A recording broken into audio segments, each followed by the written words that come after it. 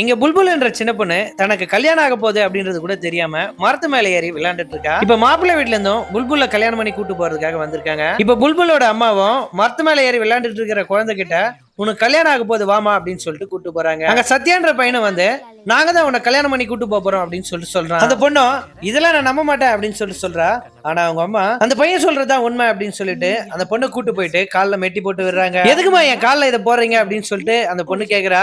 பொண்ணுங்க பறந்து போக கூடாதுல, அதுக்காக தான் இந்த வெட்டி போடுறோம்னு சொல்லிட்டு அவங்க அம்மா சொல்றாங்க. ஆனா எனக்கு தான் ரக்கையா எதுவுமே இல்லையேமா அப்படின்னு சொல்லிட்டு இந்த பொண்ணு கேட்கும்போது அவங்க அம்மா எதையோ ஒண்ணு சமாளிச்சு இந்த பொண்ணு அங்க இருந்து கூட்டு போயிடுறாங்க. இந்த பொண்ணு கல்யாணம் யாரு கூட நடக்குது அப்படின்னே தெரியல. இந்த பொண்ணு தூங்கிட்டு இருக்கும் போது பல்லாக்குல வச்சு இந்த பொண்ணு கூட்டு போயிடுறாங்க. இந்த பொண்ணு தூங்கி எழுந்த உடனே அப்பா அம்மா வேணும்னு சொல்லிட்டு அழ ஆரம்பிக்கிறா.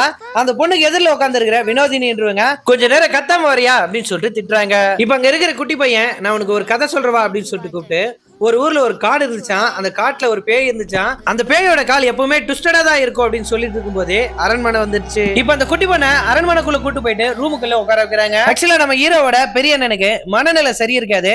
ரூமுக்குள்ள வந்து புல்புல்ல பாத்துட்டு இருக்கான். இப்ப நம்ம ஹீரோவோட ரெண்டாவது அண்ணன் வந்து இந்த பைத்தியக்கார முதல்ல இங்க இருந்து கூட்டு போ அப்படின்னு சொல்லிட்டு அந்த இடத்துக்கு அவரோட பொண்டாட்டி வினோதினி தான் வந்து அவரை கூட்டு போறா. நீங்க இங்க என்ன பண்றீங்க, என்னோட வீட்டுக்காரர் எங்க அப்படின்னு சொல்லிட்டு அந்த பொண்ணு கேக்குறா. நான் தான் உன்னோட கணவன் அப்படின்னு சொல்லிட்டு சொன்னா எனக்கு இதுக்குள்ள ஒரு பையன் இருந்தானே அவன் தான் நான் நினைச்சிட்டு இருக்கேன் அப்படின்னு சொல்லிட்டு அந்த பொண்ணு சொல்றா. இல்லமா நீ வளர வளர இதெல்லாம் புரிஞ்சுப்பா அப்படின்னு சொல்லிட்டு அவர் சொல்றாரு.